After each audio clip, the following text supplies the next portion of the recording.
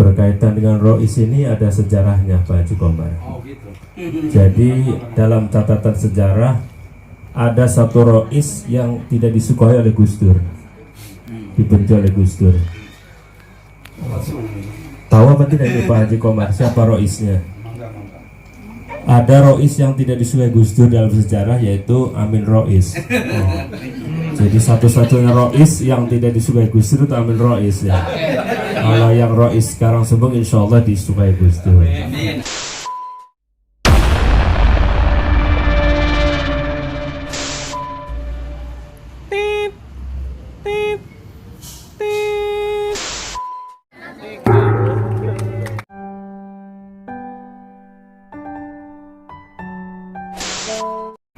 Assalamualaikum warahmatullahi wabarakatuh. Waalaikumsalam warahmatullahi wabarakatuh. Alhamdulillah wassalatu wassalamu ala rasulillah wa ala alihi wa sahbihi wa mawalah.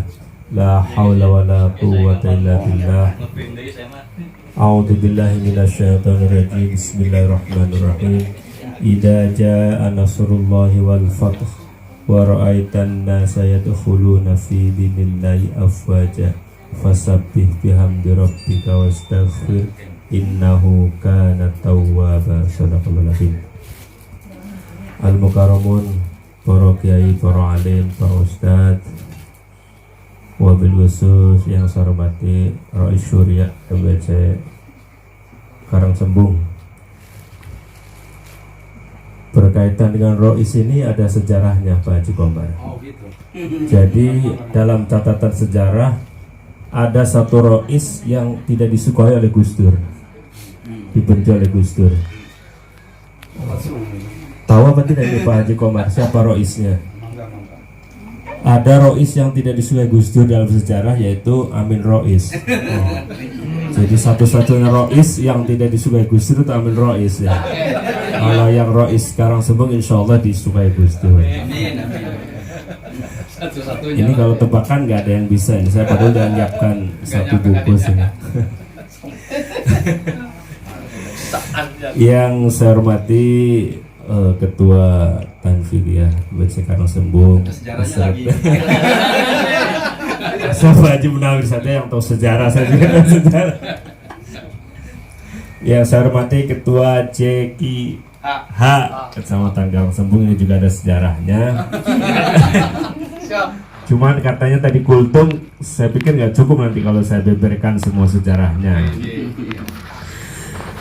Yang saya hormati Sahibul Bait Ibu Hadiah Salamah yang sudah menyediakan tempat. Mudah-mudahan kita semua dapat barokah lawan khatmul Quran. Yang saya hormati para santrinya Mbah Hasyim Asy'ari, amin. Katanya kalau ngurus NU diaku santrinya. Ya, ini yang hadir ini santrinya Mbah Hasyim Asy'ari. Allahumma amin. Puji syukur kepada Allah Subhanahu wa taala, malam hari ini kita masih dipertemukan, masih diberikan kesempatan masih hadir dalam acara yang mulia, dalam majelis yang mulia. Mudah-mudahan langkah kita semua hadir ke sini dicatat oleh amal Allah Subhanahu wa taala. Salawat serta salam semoga tercurah limpahkan kepada Nabi Agung Muhammad sallallahu alaihi wasallam, kepada para keluarganya, para sahabatnya, para tabi'in sekalian, dan mudah-mudahan kita senantiasa bergolong umatnya yang selalu istiqomah menjalankan risalahnya. Bapak-bapak, ibu-ibu, sebuah kehormatan ini saya diberikan waktu untuk menyampaikan sedikit. Yang pertama, nanti katanya begini Pak Haji, kalau kultum gak usah panjang-panjang karena panjang pondok amplopnya sama saja, jadi ringkes aja.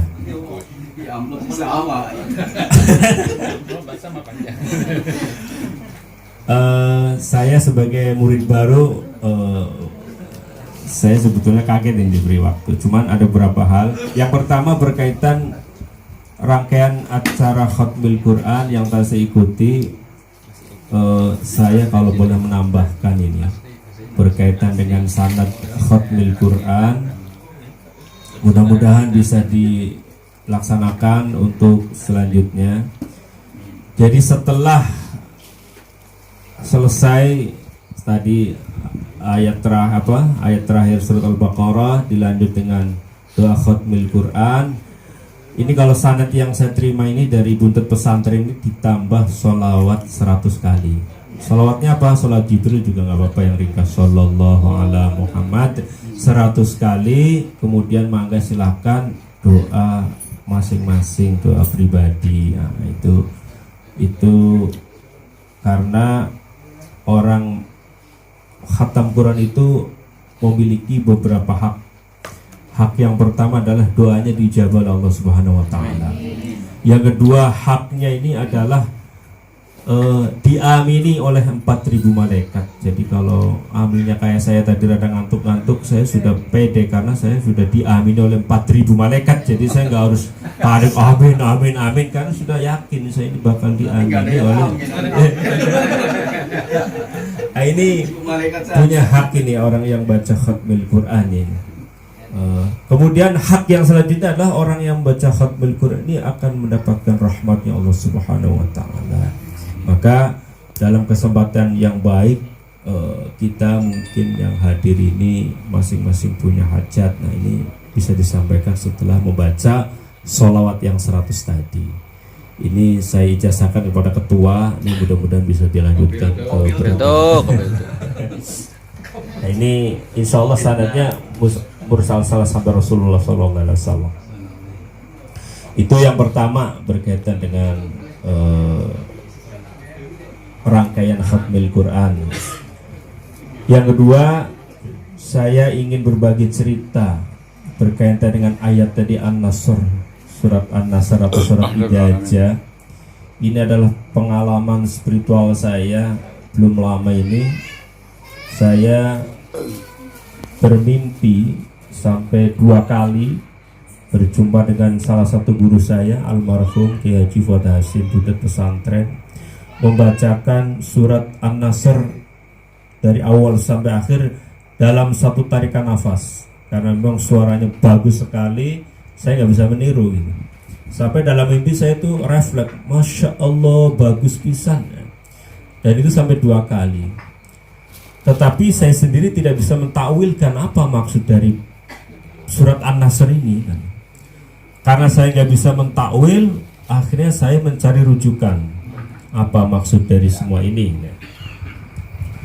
Ya saya mencari rujukannya ke sumbernya, sumber beritanya. Ternyata ini adalah makna yang cukup mendalam. Tidak hanya sepintas kita membaca terjemahnya saja, tapi dikatakan bahwa ini muhasabah untuk diri saya sendiri dan syukur-syukur bisa menjadikan manfaat untuk yang lainnya juga. Idza jaa nasrullah,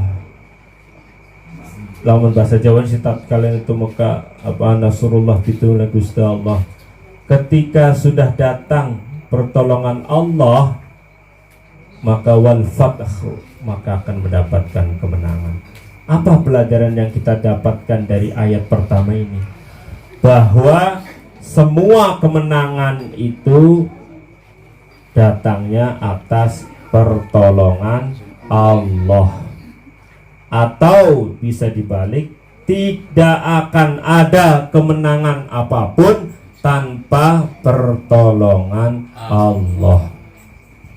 Pak Hadi jadi ketua ROIS karena apa? Karena pertolongan Allah, bukan karena dukungan ahlul akwa, bukan, karena Allah. Enggak ada. Pak Muhyiddin jadi ketua penduduk karena pertolongan Allah, bukan kayak dukungan saya sebagai ketua ranting Tanfidiyah, bukan, karena pertolongan Allah. Saya bisa hadir ke sini juga karena pertolongan Allah. Itu yang secara sederhana sekali.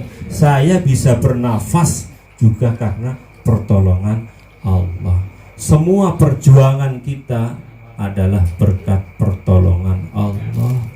Jadi kalau sudah mengaku pertolongan Allah, sudah tidak ada aku, tidak ada pengakuan. Ini tuh bisa begini tuh, khatmil Quran bisa begini tuh karena ada aku. Ini akunya sudah nggak ada Pak Ketua. Jadi jangan ada aku nih. Ini pelajaran di ayat pertama ini karena pitulungnya Gusti Allah. Kalau semua tidak digerakkan hati dan langkahkan oleh Allah, nggak ada yang hadir. Walaupun Pak Ketua suaranya bagus, tapi kalau nggak ada pertolongan Allah, nggak akan ada hadir. Saya juga bisa hadir karena pertolongan Allah. Setelah mendapatkan kemenangan ini, apa yang harus dilakukan? Kalau ini cerita sejarahnya panjang berkaitan dengan sejarah Fathu Makkah, tapi kayaknya nggak cukup kalau cerita tahun 8 Hijriah Fathu Makkah, tahun 8 Hijriah itu ada wukuf, tahun ada haji wada, itu nggak cukup kayaknya. Jadi saya lanjutkan, wa ra'aitan nasa yadkhuluna fi dinillahi afwaja. Maka lihatlah Rasulullah Muhammad An-Nas, di sini pakainya An-Nas, bukan mukmin, bukan muslim, bukan, pakainya An-Nas. Ketika sudah mendapatkan kemenangan, maka lihatlah beberapa manusia, itu pakainya manusia, berarti kebanyakan manusia ini fayat waraitan nasyadun fi dinillahi afwa, pada masuk agama afwaja dengan berbondong-bondong. Jadi kalau orang sudah menang, maka manusia akan datang berbondong-bondong. Maka kalau orang sudah menang, maka akan datang sebagai mengaku sebagai sahabat semua. Tapi ketika lagi perjuangan, nggak ada yang datang, nggak ada yang mendekat, nggak ada yang mau prihatin. Tetapi ketika sudah menang, ngaku-ngaku, ya orang teh kadinya teh batur, orang kadinya sadulur, itu sudah menjadikan naluri manusia. Ketika sudah ada kemenangan, maka berbondong-bondong ngaku sadulur, ngaku batur, ngaku kita itu sahabat semua. Nah, itu seperti itu. Ini secara naluri ya. Apalagi kalau lagi pilihan, wah begitu menang, selamat ya, saya dukung tadi, saya padahal sih enggak. Itu manusiawi gitu. Lagi perjuangan sih sampai berani musuhan, tapi begitu sudah jadi, sudah menang, ngaku-ngaku kabeh. Saya ini pendukung setia, sampai berani takbir, wah ini. Nah, ketika sudah orang berbondong-bondong menang ini, fasabbih bihamdi. Kalau secara sederhana dimanai, maka bertasbihlah. Tetapi di sini ketika fasabbih, maka mensucikan Allah, berarti kita harus membersihkan dari kotoran-kotoran yang ada dalam diri kita semuanya. Ketika kita sudah diberikan kemenangan, maka kita bersihkan diri kita ini dari kesombongan, dari iri, hasud, dengki. Nah, ini kotoran-kotoran yang ada dalam manusia. Makanya dalam tahlil itu sering dibacakan kalimatani khafifatani fil lisan, dua kalimat yang mudah diucapkan, sakilatani fil lisan, tapi berat timbangannya. Saya nggak ketemu tadinya kalimat ini. Dianggap saya ini cuma baca subhanallah wa bihamdi subhanallah dan subhanallah. Ternyata yang paling berat adalah dalam diri manusia mensucikan Allah, membersihkan dari segala kotoran. Ini yang berat. Bersihkan dari sifat iri, bersihkan dari sifat dengki, bersihkan dari kesombongan. Ini makanya dalam hadis itu dikatakan dua kalimat ini berat timbangannya karena memang berat. Kalau hanya sekedar subhanallah mungkin ya mudah diucapkan lisan kan gitu. Maka ketika umpamanya, wah ini Pak Ketua acaranya ramai sekali, subhanallah, alhamdulillah, wa illallah. Ini sudah perintahnya begitu. Wah ini kok meriah, subhanallah. Nanti kalau MWC Nukarang Semu punya gedung sekretariat baru, subhanallah, alhamdulillah. Mudah-mudahan dijabah nih doanya. Amin. Pabrik gula, subhanallah. Ini seperti itu. Jadi harus orang membaca subhanallah, tapi bukannya mensucikan Allah, tapi sama dengan orang takbir. Takbir itu membesarkan nama Allah atau membesarkan namanya sendiri. Nah, itu. Jadi harus fasabbih, mensucikan Allah. Nah ini tugas berat. Nah, ketika sudah fasabbih bihamdi, sudah kita mensucikan Allah, membersihkan. Namanya juga suci. Suci itu bersih, bersih itu kosong, kosong dari segala kotoran-kotoran. Itu maksudnya. Nah, ketika sudah kosong, sudah diberikan kemenangan. Nah, ini kalau dalam ceritanya ini Mu'ad ini sebagai panglima perangnya Fathu Makkah ini mau balas dendam sama orang yang telah membunuh sahabat Hamzah ini, yang telah memakan jangan. Tapi kata Rasulullah tidak boleh. Maka sudah fasabbih bihamdi wastaghfiru, Kalau orang fastaghfiru itu bukan cuman mohon ampunan kepada Allah, bukan wastaghfiru wa atubu ilaih, bukan. Tetapi makna di sini yang harus diambil pelajaran dari kita semua adalah ketika kita sudah membersihkan diri, fastaghfiru, maka sudah tidak ada dendam di antara kita. Orang sudah dikasih kemenangan, sudah membersihkan diri, masih dendam baik, masih diamut-amut baik, masih dia sampai kadang bertahun-tahun, bahkan sampai di bawah mati masih dendam baik. Ini berarti kita tidak bisa mengambil pelajaran dari wastaghfiru. Jangan sampai kita membaca istighfar, paling kita diri kita tuh perlu diistighfari juga. Ini namanya tidak paham apa itu istighfar. Kalau kepada Allah, ya mudah saja, innallaha ghafurur rahim. Makanya ada cerita nanti dalam akhirat, dalam hisab itu ada at-tadunal muflis, golongan orang-orang yang bangkrut. Itu orang yang datang menghadap ke Allah dengan membawa amal sholat, amal puasa, amal baca Quran dan sebagainya, tetapi ternyata amalnya habis karena dia memiliki sifat dengki, dendam, dzon dan sebagainya. Nah, ini dijauhkan dari sifat-sifat. Inilah pelajaran yang bisa kita ambil dari ayat idza jaa nasrullah ini. Mudah-mudahan kita selalu mendapatkan pertolongan Allah, mendapatkan kemenangan. Ketika sudah mendapatkan kemenangan dari apapun, termasuk kita akan menghadapi puasa itu, kita akan mendapat kemenangan dari hawa nafsu. Maka fasabih, ketika sudah selesai puasanya, hatinya fasabih, kosong. Makanya kosong, kita saling meminta maaf kepada orang lain. Minta maaf, meminta maaf itu berat, apalagi juga memberi maaf. Ketika sudah itu, ya fastaghfir, sudah puasa, sudah minta maaf, ya sudah tidak ada dendam. Nah, ini makna idza jaa nasrullah dalam kehidupan ini. Ada lagi riwayat Rasulullah ini pernah mengatakan sebentar lagi akan ada pemuda ahli surga, sebentar lagi akan ada pemuda ahli.